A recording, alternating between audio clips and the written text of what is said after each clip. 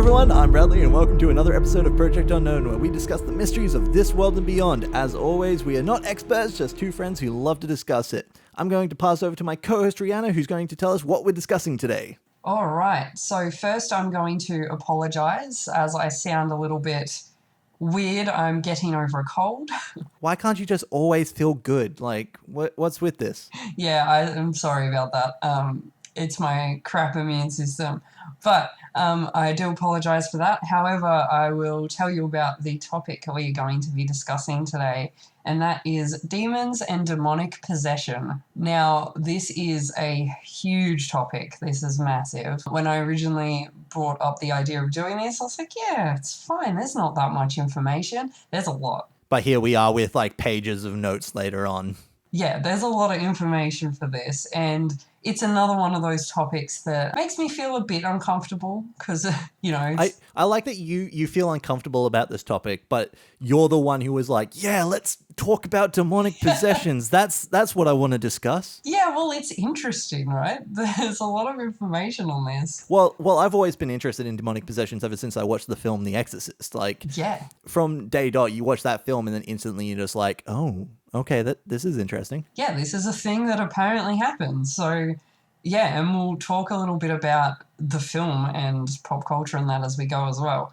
But I'm going to dive straight in, and straight off I'm going to say, what is a demon? So if you look up anywhere, a few different sites will tell you a demon is an evil spirit, a devil or a fiend, a supernatural being known in religion, the occult, mythology, folklore, and pop culture. So basically, from what I'm hearing is that a demon can be a variety of things. It's not specifically one thing that's based in like theologian ideals or anything like that. No, so, you know, a demon could be a whole bunch of different things. However, when we think of demon, we go straight to heaven, hell, religion.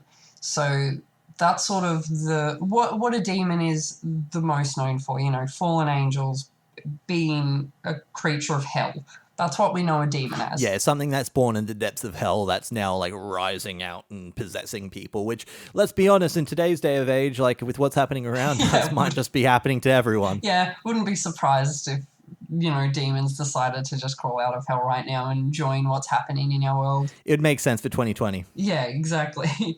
But yeah, so basically a demon's an evil spirit that was never really a human. So when we're talking about ghosts and spirits and stuff and things like that, demons were never human. They're from hell or another plane. So yeah, when we're talking, that's demons specifically, but we're talking about demons and demonic possession. So possessions can be more than just demons, I guess. Like a ghost can possess a human and so forth if we're going down that route, right? Yeah. So could be evil spirits, things like that. So we're also going to be looking at that as a possibility. Also, now, what is demonic possession? That's the belief that a spirit or demon or an entity is controlling a person's actions. So symptoms for demonic possession include things like supernatural strength, speaking in tongues, knowing languages that you just don't know in real, like yourself don't know,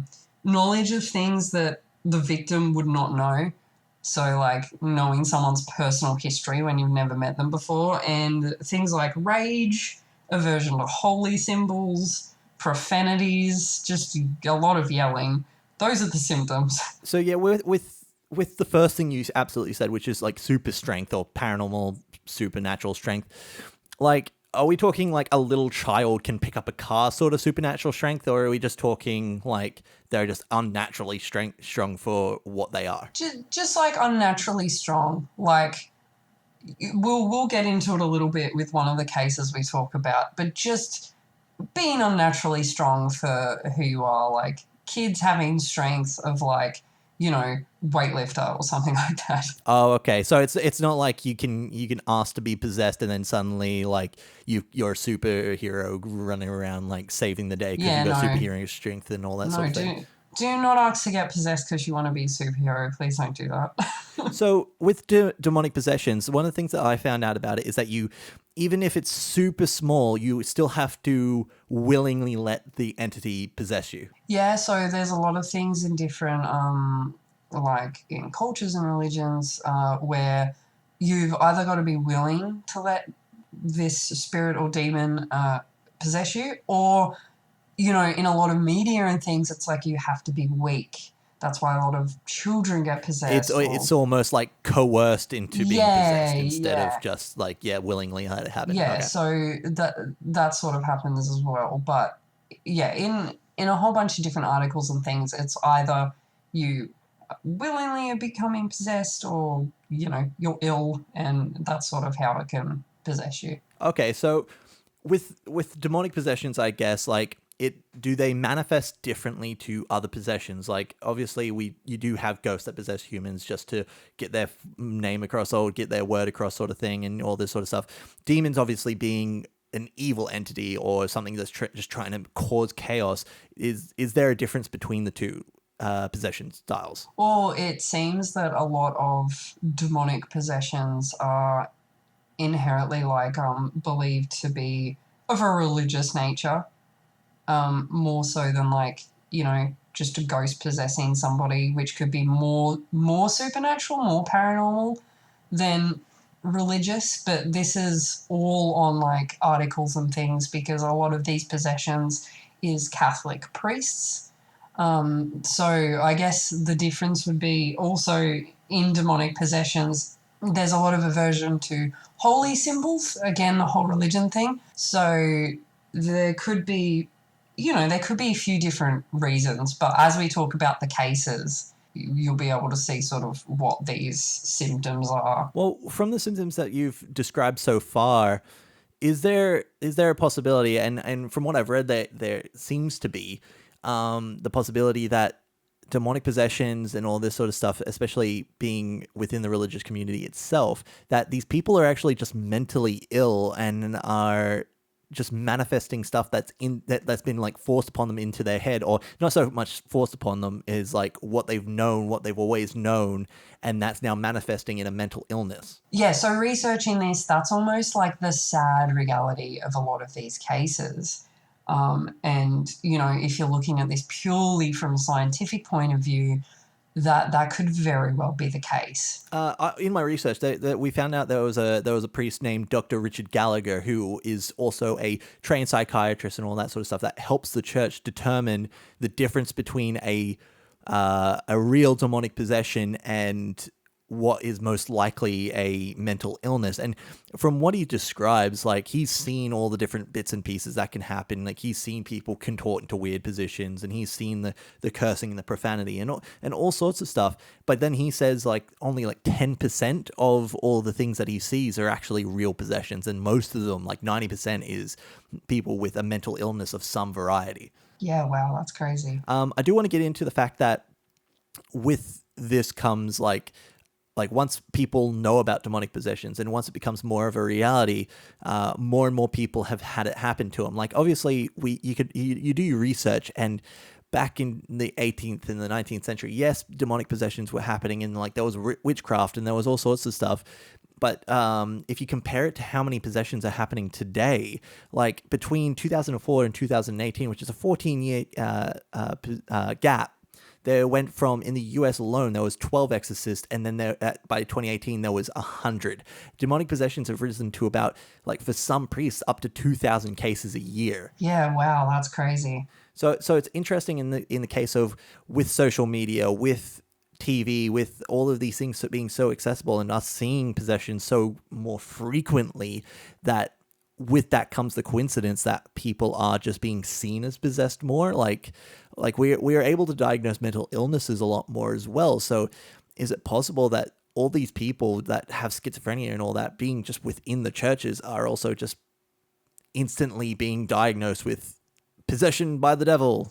Yeah, so, you know, that sort of goes into, especially now in this day and age we're living in, it could make a lot of sense that it's sort of almost like a mass hysteria thing as well, believing that, you know, someone is possessed by a devil, someone, or demon, and them believing it because everyone else believes it.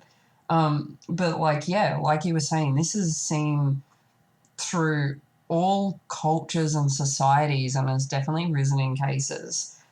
There's so much research, like there's research papers on this topic. There's news articles. There's like people, psychologists, scientists, priests. All of these people have an opinion on demonic possessions. It's really interesting looking into it. But like you were saying, with all these cases rising, just because of the day and age that we're living in, I do have one thing I want to mention before we dive into a couple of demonic possession cases. And that is something called The Devil Made Me Do It. Have you heard of this? No, I haven't. I'm interested to hear. Okay, so it is actually a Conjuring movie coming out. Okay. Yeah, which is based. It's coming out this year, 2020. Which is based. If movies do come out this year, let's be honest. If movies are still getting made, yeah. Now this is based on a trial in court. In 1981, it was the first court case in the US in which the defense claimed to be innocent of murdering their landlord because they were possessed by a demon.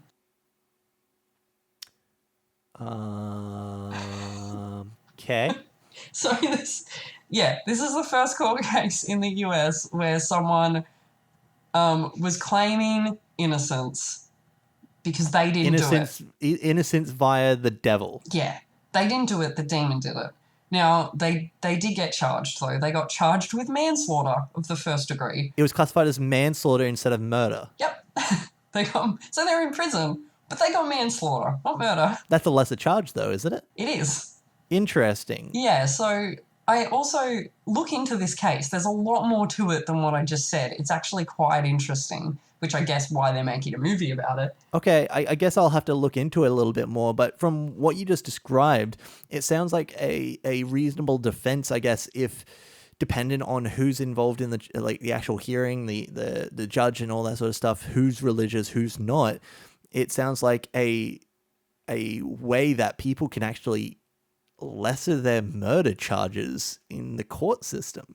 Apparently. That's going to be a loophole that will probably be looked into in years to come because it is such an abusable loophole. Yeah, like when I was reading this, I was like, oh, this is crazy that this actually happened. But yeah. But again, yeah, as I said, like with the rise in possession cases and the rise in all these different bits and pieces, it is a viable cause. Like I probably wouldn't, my personal opinion on that stage probably wouldn't just be good to go, oh, it's manslaughter. It would probably go more towards going to an asylum or something like that to either be cured of a demon.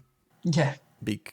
Or I guess if they have a mental illness that has made them think that they like either way, like wouldn't you send them more to somewhere that they can get the mental or religious help that they need more so than let's send them to a prison under manslaughter charges? Yeah, no, it is an interesting case, and I do say you should look into it a bit more because there was a lot. Yeah, for sure. Like it's quite interesting when you start talking about possessions being the reasoning behind murders and stuff like that, for the simple fact that I guess if demons are causing this, the humans aren't at fault. But then we go back to that whole thing of whether you're being willingly allowing this demon to possess you or being coerced. It is still, I guess, your ability to either reject or accept that being into yourself. So you're still at fault. That's true, but a lot of these cases, and we're going to talk about 3 specific cases today. And a lot of these cases, I don't think they wanted to be possessed. Like, I don't think they willingly except one of the cases, which we'll get into. But, I don't think they willingly let the demon. It's so much that they're not willingly, but they were allowing themselves to be coerced into it, if you know what I mean. Yeah, okay, no, I get that. And in saying that, do we want to dive into our cases? Well, just before we do, I just want to get one more little bit of information to cover the audience in, what is these cases and what happens, which is what makes someone an exorcist. Yeah, okay. Because an exorcist, from all our research, there's cases and there is fictional stuff about people that aren't part of the church that are also exorcists. But the main area of this is part of the Catholic Church. And you have to be an ordained priest that's then also goes to the Vatican and trains under high up fathers and stuff like that to be trained to detect and how to like get rid of a demon from someone. And then the practices that are known for an exorcist are very kept under lock and key. Like it, after all the research I did, like there's hardly any information about how to actually perform an exorcism. Yeah, it's very like hush hush. Like they don't really say how, you know, how to do an exorcism unless you're looking at like, pop culture and media, like the whole supernatural thing. Yeah, exactly. Like the only thing I can like in pop culture that's like the closest to it is obviously like Constantine, who somehow performs like exorcism throughout all the different religions by himself and not actually part of any one religion. Yeah. But yeah, there's not a lot of info. Yeah, and the reasoning for this is, and the Vatican and the Catholic Church has come out stating that no one that isn't 100% trained should perform this, because then it can become extremely dangerous for not only the person that they're performing the exorcism on, but also allowing themselves open to being possessed or having harm come upon them. Yeah, okay. So I guess that is where it starts. Like, unless you're a fully trained human that is ready for an exorcism, which is very unlikely, I guess, you're gonna cause harm to something or someone. Yeah. But yeah, there is like definitely a few different techniques that have come out. Obviously, invoking the Lord's name is a way that you can use it, which we'll get into a little bit later with one of the cases. The symbolism with the different like medallions and crosses and stuff like that. And then, but there has been cases which have been very intense cases where like the victim or like the person that's possessed has like been beaten to release the devil. Like, is that not seen as quite harmful for the victim themselves? Yeah, again, that just goes into the whole other side of this discussion, which is why this is such a big topic, in like the unfair treatment of the person that's getting exorcised, whether they have a demon in them or not. Because then you start looking at the ramifications and what could happen to them, I guess, afterwards, like the mental and physical damage that somebody has happened to them during the exorcism could actually wield even worse results later on in life. Yeah, no, it's a very intense topic, this. Yeah, very, very much so. But like, it's needs to be known, I guess, if this does happen to a loved one or a friend or something like that, like you wouldn't want to just go into this blind. No, of course not. And looking up all this information has been very interesting for both of us researching this. Oh, very much so. As a skeptic on this show, like some of this information has come across quite real and quite believable. Like, obviously, I still have my doubts about a lot of things, but definitely there could be a reality to some of this. Do you want to get into the first case then? All right. So the first case of possession that we'll look into actually happened in the 1840s. So the 19th century, okay. Mm-hmm. So this occurred between 1841 and 1843 in Germany. So there was a young lady, I think she was about 26. Her name was Gottlieb Dittus. I was waiting for you to pronounce the name. Yeah, no, I was hoping that you would pronounce it. I've been pronouncing it Gottlieben. Gottlieben Dittus. I'm pretty sure that's what it is. I always butcher people's grew names. up in the German village of Muttlingen. Yep, you can say that wrong. Which is in the Black Forest. Yes. But she grew up in this village in Germany. She lived in quite a small house with 3 of her siblings. Now, her case is an interesting one because as soon as you look up her name, another name pops up. It's not her that comes up. It's actually not her name. The person who performed the exorcism. Yep, and that is Johann Blumhardt. Now he was the priest and the exorcist per se, and his name is the one that's attached to this case. He's the famous one. He became famous after this exorcism because this was the first one that he performed. Yeah, and it's quite interesting when you look into her background as well, because he was her priest from day dot. There wasn't there wasn't anyone else involved in this case that was part of the church. It was specifically him and him alone. Yeah, so Gottlieben was a member of his church. She started seeing figures that were only visible to her She started having like fainting spells. Weird like attacks and things like that would happen to her. Like random trances where she would Yeah, just forget an entire day. yeah. And that's when Bloomheart was like, oh, this could be something sinister happening. Because from what I read here, there was people that started noticing random noises and random sounds and stuff like that that was coming from the Ditter's household before anything was actually known. And then they stayed at the house, I believe, like a couple of people from the village stayed at the house with her.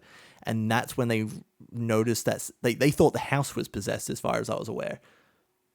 Not so much possessed, but haunted. Like they thought the house was haunted. And then when Gottlieben actually went from that household into living with her cousin, I believe, they thought that the haunting actually went with her.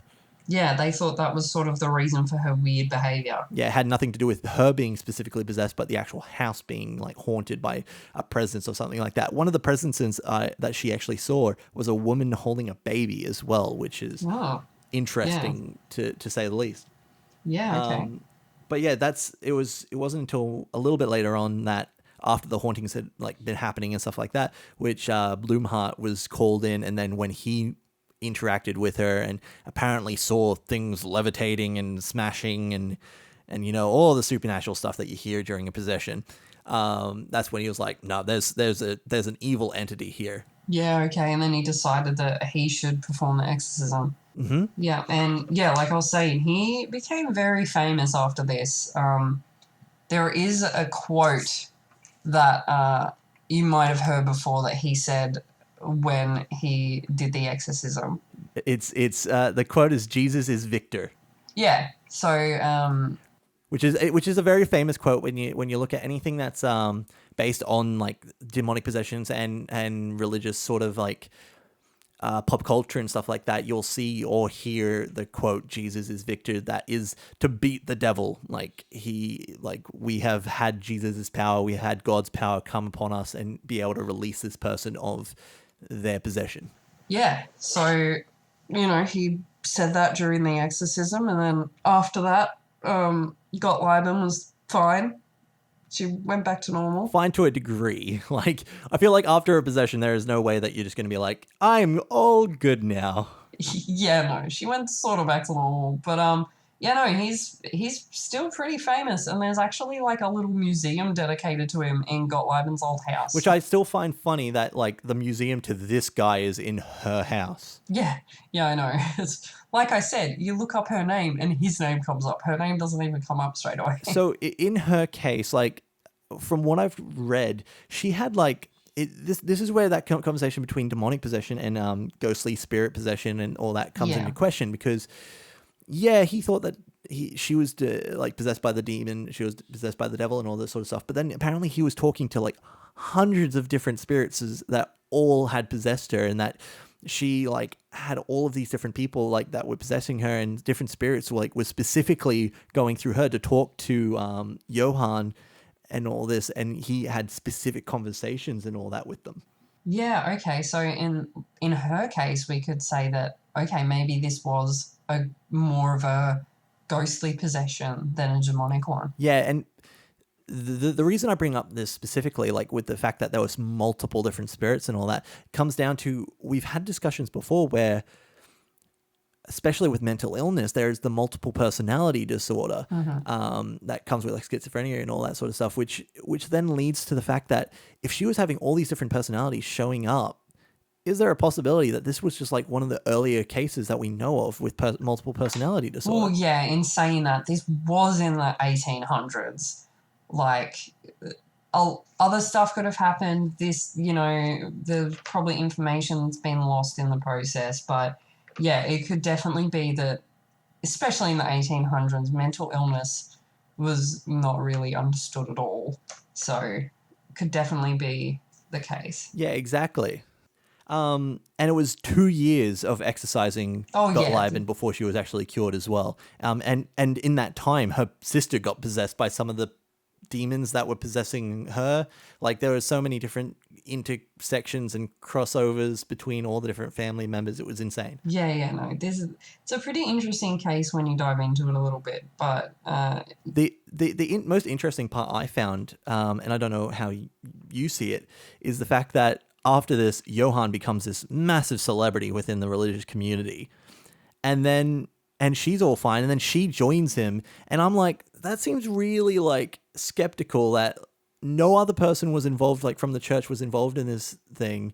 He becomes this massive celebrity, and then she's all fine straight afterwards, and she's joining him as like a higher up in the church. I'm like, okay, yeah, that's like weird. Like she joins him, and she's like, yeah, I'm also famous now by proxy, and it's like, Yeah. okay, it definitely raises some questions. Like, did they make this whole thing up? Were they sort of in this together? But yeah. Exactly. So when you go down those sort of questions and stuff like that, there isn't enough information, I guess, online for us to research. Like as we've said, like at the beginning of every single episode, we're not experts on this. We only can go as far as the research allows us. And what is on there is basically he became famous for exorcising this woman, and that's it. Yeah, that's... Like, we can only have our theories. Yeah, exactly. So yeah, that is our first case of Gottlieb and Dittus. Which, again, we don't know whether it was a demonic possession, a spirit possession, a scam artist. We don't know. Let's go on to the second case, which is probably my favorite case, and even the reason I got into demonic possessions, as I said earlier. Yeah, so I also love this case. It's very interesting. This is the case of Roland Doe, or Ronald Hunkler, depending what sources you're looking at. But this is the case that inspired the film The Exorcist. Which is the reason I got into paranormal stuff. Like, legit, it's the first ever movie I watched of paranormal entities and all that sort of stuff that made me interested in it. Yeah, and, I remember watching this film when I was probably a bit too young as well. I feel like everybody watches The Exorcist a little bit too young.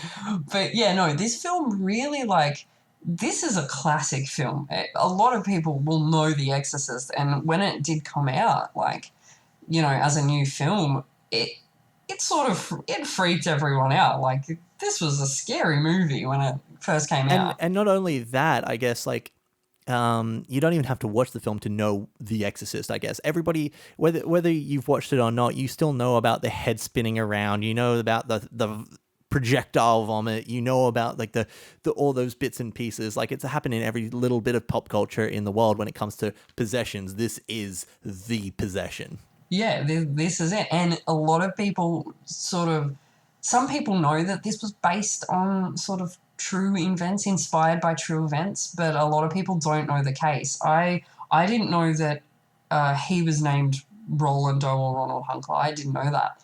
And I also didn't know the specifics of the case either. So this was a really interesting one to look into for both of us, I think, just because of the film. Oh, 100%, yeah. So let's get into it. So when did it occur? So this particular case of possession took place in the late 1940s. So almost like 100 years later after the Gottlieb thing. Exactly. In suburban Washington, D.C. in America.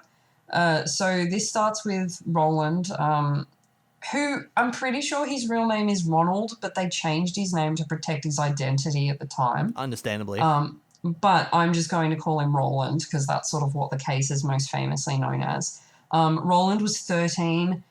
He was struggling with the loss of his aunt. So his aunt, her name is Harriet. She was a spiritualist and actually taught him about all things like ghosts and spirits, and also introduced him to using a Ouija board. And gave him one for his birthday, right? Yeah. So, straight away when I read that, I was like, oh, no, okay, I believe this fully. So he was struggling with the death of his aunt. So what would be the first thing he does? So after Harriet's death in 1949, Roland reported scratching sounds coming from the walls on the floor in his bedroom, as well as water dripping from pipes. And also his mattress would start moving. So there was shaking of the mattress. Yeah, like it would start shaking. And all of this sort of happened just around Roland, just around him, and he was living with his parents. So it's interesting that you actually brought, like, you just jumped straight into it, because from the research I found online, which is as we always do, we'll put the any of the websites and all that we find information from down below. I actually found that he apparently used the Ouija board that he was gifted to try and contact his aunt after she had passed away. Yeah, so there's a bunch of different sources that say he used the Ouija board. There's a bunch of different sources that say that he never even touched a Ouija board. There's a whole bunch of different articles. And yeah, unfortunately, with it being such an old case and being the famous case that it is, of course, there's going to be different sort of theories and different sort of information that comes out as time goes on about it. And they did try and keep this case like pretty quiet around the time that it happened to protect the family and stuff like that. But yeah, I did see some articles where it said he touched the Ouija board, which in this case he probably did because of all this stuff that started happening. Well, if you believe that's what a Ouija board can do, of course. Yes, and you know I do, so yeah, that's what I believe. Okay, so he's done whatever he has with the Ouija board, if he has or not. There's all this scratching coming on the walls. There's shaking of the bed. Is that when he starts telling people about this, or what's the first notice that people start going, okay, maybe this kid is possessed? Well, also he started like screaming just randomly, like. Wait, you don't do that on your weekends? Oh no, sometimes, but like no, just out of nowhere he would just start. All of this would occur like around night as well, around nighttime. So he would like. So he's a werewolf. Well, it's not a full moon, no. Vampire, maybe. So he's a vampire. But no, he started like screaming, and then his family even started saying that they started hearing like the scratching as well.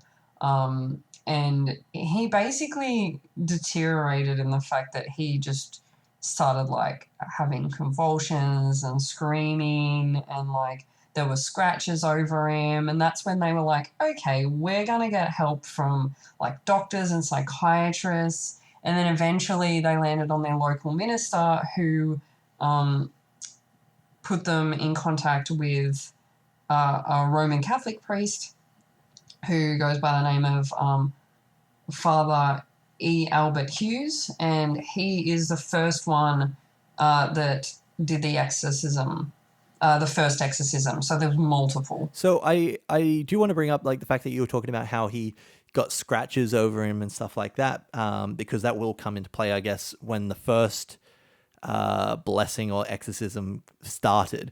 Was that when he apparently started having scratches just randomly appear on him that then started to form words. Yeah, this actually happened after the first exorcism. Okay, because I found information that had beforehand, but as we said, like different information. Oh, there's so much information about this, yeah, and there's like all the different accounts of what happened. Like, I'll go into it a little bit in a minute, but there was a priest that was saying, like, you know, there was an X appeared on his chest, and that means that there was 10 demons that were inside of him, and like there's all these different sort of things that go on. Because, you know, the classic symbol for 10 demons, just an X. Yeah, apparently. But yeah, so again, there's a whole bunch of different information for this. But they did the first exorcism, and it wasn't completed because he broke out of his binds. They tied him to the bed, I think. Which goes back to that whole treatment of people with possession. Yeah. But anyway, he broke out of that, and apparently from a couple of different sources, he got a spring from the mattress and attacked the priest. So that's why the exorcism wasn't finished. Which may or may not have happened. As we discussed, different websites, different information. This particular bit of information has been thought of to be fictional. Yeah, to be false. And I did read that as well. So yeah, like I looked at like 20 different articles, websites, news things for this particular case because I wanted to get as much information as I could. And half of them are like, this didn't happen. The other half are like, it did happen. So yeah, there's bunch of different information on this case. Yeah, and it will come down to like which communities you're discussing it between, because like without meaning to, like religious communities are going to be more into the belief that a lot of this stuff happened because it is part of the church. It is part of that information that they were Yeah. given. Whereas a lot of your skeptics and a lot of your non-believers of this sort of stuff will be more towards the idea that Yeah, none of yeah, this happened. exactly. So yeah, it really depends on, what you sort of believe. And being such a famous case, I'm sure this information has been changed and twisted multiple different times. But anyway, few sources say that he used a spring to attack the priests. Other sources say that he didn't. And then, of course, there were scratches on him in the form of words. One of the words was Lewis, which was like apparently indicating St. Louis, where they used to live. Yeah, and is also, I believe, the place which has like where the first minister came from and stuff like that. Yeah, yeah. So that was of significance to them. And then some of the manifestations of the possession, like in Roland, apparently happened with like a physical transformation of his body and the levitation in the bed and like things smashing and all sorts of stuff that normally come with possessions and is very prominent in the movie The Exorcist. Yeah, well, a few things in the movie that they said actually happened to Roland was, yeah, like you were saying, the trance-like state, the levitating, screaming and thrashing, all the scratches. The head spin, on the other hand, did not happen. No, There the was head no spin didn't throwing up. happen. There was no head spin. There was none of that. The urinating happened. There Yes, was a yeah, few that cases of definitely that. happened. Yeah, but that's still happening in positions to today. Yeah, yeah. But yeah, that's one of the things from the movie to That they got very accurate. Yeah. And then the most famous like priest with this case was Father Walter Howard.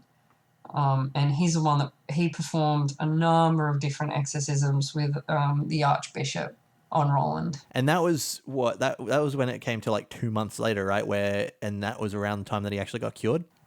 Yeah. So yeah, these exorcisms took a little while, and then after that, he went on to live a seemingly normal life. Had like 3 children and stuff like that. Yeah.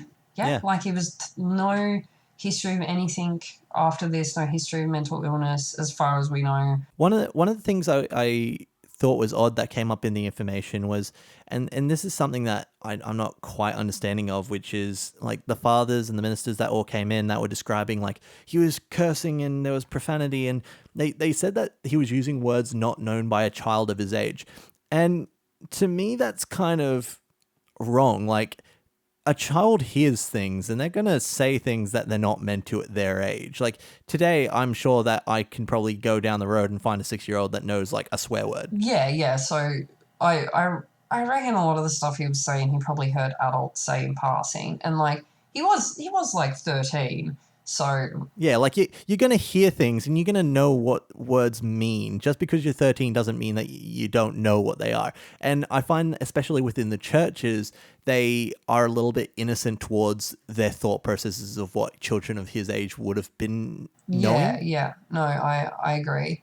And quickly diving into that, there has been cases of other priests and things like that saying that people, when they've been performing exorcism on them, knew personal details about their life. See, that's a more paranormal thing. Like having, if you just only have met this person right then and there, and suddenly they're like, I know everything about your childhood. It's just like, okay, this is odd. Yeah. So apparently that has happened, and I was reading a couple of priests saying like, oh no, like they said stuff that they would not know. They were speaking in like 3 different languages that they did not know. Like, so yeah, there's sort of those sort of things that happen as well. Yeah, exactly. And I guess with the Roland Doe case, there was a priest, one of the ones that did work on him, apparently ended up in an insane asylum himself, being like completely sent to the brink of insanity, and then was possessed himself as well. Yeah. So the fact that like a possession can go from one person to another as well kind of leads to that connection between every human. Yeah, and sort of leans more on the paranormal side of things as well. Exactly. We're going to leave that case there, and we're going to move on to our third case, which is our modern case, right? Yeah, so this case, we're going to briefly cover this because there's actually not that much information on it. Now, probably to protect the identity of the person that the exorcism was performed on, we only know her by Laura, but this case is famously known as Laura by Bishop Manuel Acuna. Now, this actually happened in 2015 in Argentina, right? in Argentina, yeah. And this occurred 22-year-old Laura, who was possessed by a demon, they're pretty sure. And they performed an exorcism. This guy, Bishop Manuel Acuna, is very well known as being an exorcist. Like, he's performed a bunch of exorcisms. He's also one of the leading trainers for exorcists in the Vatican at the moment. Yeah. Like, he's one of the ones that trained the 250 exorcists that I was talking about before in 2018. Yeah, so he's really well known. But the reason this case is so famous with such little information is that the exorcism was caught on film. So you can watch this. And that's where it becomes interesting to me. Like, the moment that smartphones and video cameras and all that become much more prominent, like, there's a lot less information about each possession case. Like, you have these famous cases and that sort of thing, like the Roland Doe case and the Gottlieben case, and there's all this information, and then suddenly we have video footage of something, and it's like, oh, we have no information at all. Yeah, but, like, you know, part of that could be, you know, we don't want to give information on this, like, being fairly, like, you know, you're saying how protective the church is about how to perform an exorcism. And I understand that, but, like, you know how many, like, sleuths that there are on the internet, how many people there are that are like, just, I'm going to look up information themselves, and all of our information is online nowadays. Like, oh yeah, we can't deny that at all. You'd think that, like, they would be able to see this video footage, see somebody in Argentina, especially a 22-year-old woman, and be able to go, okay, I can find this person. Yeah, but no, apparently not. It was not a lot of info on this case. But yeah, the video's out there. You can watch it. Yeah, and we'll. I'm not going to link it down below because there is no original source as far as I can find. If you do want to look it up, obviously you can just go on Google, search Laura by Bishop Manuel Acuna, and the video will come up. That will be on YouTube for you to view. There'll probably be a few different links. Yeah, and in saying that, it is quite a confronting video too. Like, yeah, only watch it if you're ready to watch it. You know what I mean? Because, yeah, no, for sure. Like, I watched it just before we started recording because I put it off. I didn't want to watch it. Because I saw the stills, like I saw, and it yeah, as you said, it's quite confronting, especially like if you are a believer of these sort of things. Like, it is quite an intense subject to breach. Yeah, definitely. But even if you're not a believer, and say she was having, you know, some type of if she does have a mental illness or something like that, like some sort of mental breakdown or something like that. It's still really, like, there are people holding her down while he's chanting this stuff, and she is yelling and, like, trying to bite them and, like, cursing at them. But, like, she walks in and she's totally calm. Like, she sits down on this thing, and then when he starts talking and holding, like, the cross up, she starts screaming and yelling, and then, like, they hold a cross on her and she yells in pain. Like, it's through that evasion of, like, Christian or Catholic, like, symbolism and stuff like that, which possessions, like demons and that, are known to be very against, that causes her to start, like, convulsing and doing all the things that would normally be seen in a possession. Yeah, exactly. So it's a very interesting video, to say the least. So, like, with this information, like, the only thing that we can really talk about is the actual video itself. And she literally walks in, she obviously, like, she ends up being possessed, and then they exorcise her. There's no real information about how long she was possessed for. Like, the Gottlieben case was 2 years, the Roland Doe case was 2 months. This chick, there wasn't really much information about how long she had been possessed for, or what sort of signs she was showing beforehand. All we have is the video itself and the actual exorcism. But most of these exorcisms in the past have taken a long time to do, and then suddenly this Manuel Acuna guy comes in, and he does it in 8 minutes. So, like, whether or not he was working with her beforehand, We don't know. Like, there really isn't a lot of info on this. But it does show that there is still possessions happening, like very intense possessions still happening today in our era. Like this was 2015, 5 years ago. Like that's insane. That's not that long ago, yeah. Yeah, and the fact that we're like there has been a mass rise in possessions all around the world, like it is interesting to know that there are these people like Bishop Manuel Acuna who will just go to a place and work his hardest to depossess someone. Yeah, yeah. So and as far as I'm aware, he's still practicing today. He's still exercising people. And he has an amazing photo that I want to point out to everyone where he's doing the finger guns to the camera. I absolutely love it. Yeah, I thought you were going to bring up that photo. He's got the best photo of all time. Seems like a fun guy. Okay, so let's wrap it up there. Like we've talked about 3 famous cases. We've talked about what an exorcist is. We talked about what demons are. Like, where do we go from there? So I'm going to ask you, Brad, what do you think a demon is? Like, do you think a demon is something to do with religion? Is it from hell? Do you think a demon is an evil spirit? What do you think a demon is? Can I say a demon is a Yeti that's passed away? No, you can't say that. Okay. I knew that was coming. So a demon can be anything. To me, like the demon is just a name for an entity that is evil or something like that. Like we can't talk about demons in a theologian ideal anymore. Like demons is a name that's just been given to a whole lot of things. Like hell, there's a motorbike group called the Krusty Demons. Like the name demon is something that's just for a group that you kind of just call them that, you know what I mean? So if we're talking about demons and what we actually believe they are, I feel like that demons are just a variety of things. They're not just one singular thing anymore. And that's because like religion, yes, has the name right, and that's where they came from, of the fallen angels and stuff like that. But me personally, I'm not going to go down that route. It could be anything, even to the point where demons that possess people could be fourth dimensional beings that we can't possess on this plane of reality. So the only way that they can communicate to us, the only way that they can actually interact with us is by possessing a 3-dimensional body, if you know what I mean. Yeah, no, I know what you mean. Good answer.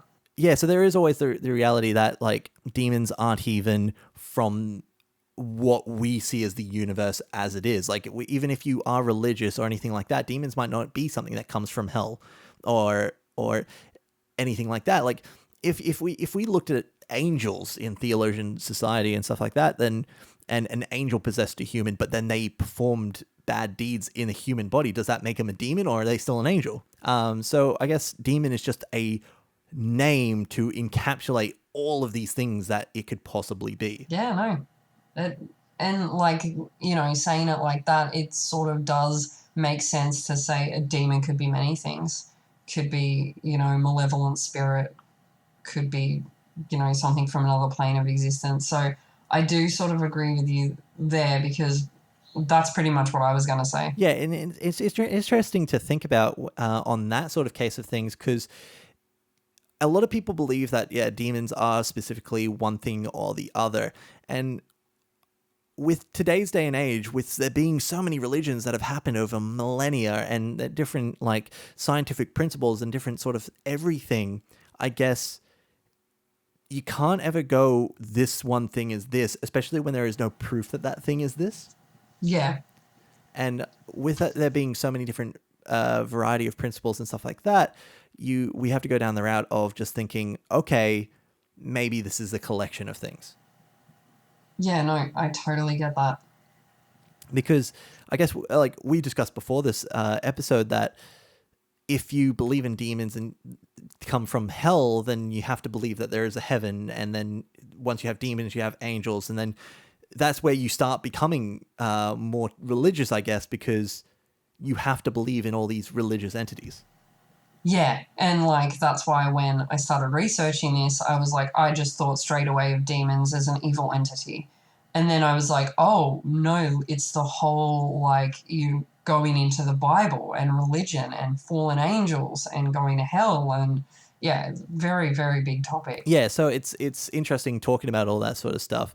But yeah, my personal thoughts is that it could literally be anything. And in saying that, with the demonic possessions, I don't even see a lot of these cases being actual evil entities and stuff like that. And I understand that you might actually believe that there is, but with how much of a rise in mental illnesses and how we can diagnose them so much better today, makes me go, wow, okay, maybe like a lot of these cases are actually just people with multiple personality disorder or schizophrenia or any of those sort of issues.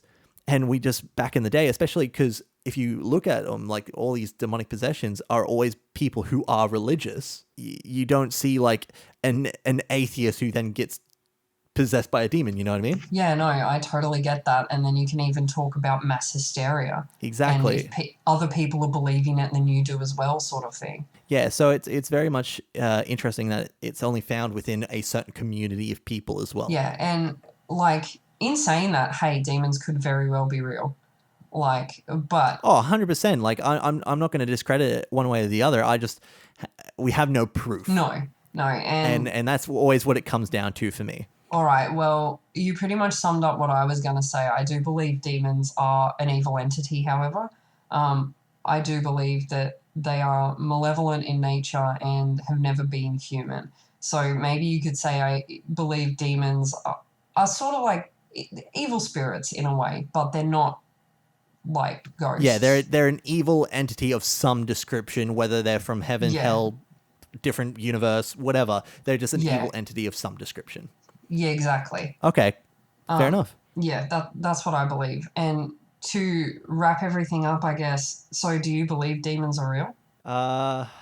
That's a hard one. Because for me, like, I believe that there is obviously something greater than us just on Earth. Like, obviously there's aliens. Obviously there's things that we have yet to discover. So I won't discredit the fact that there may be something like demons. Yeah. But I'm also not a hardcore believer that there is. Yeah, okay. Okay, so you're a believer. I am semi a believer, I guess. Yep. Yeah, as always, we're going to put anything that we found descriptions in the description below or on Spotify or wherever you find us. Thank you, everybody, for listening. And always remember to keep searching the unknown.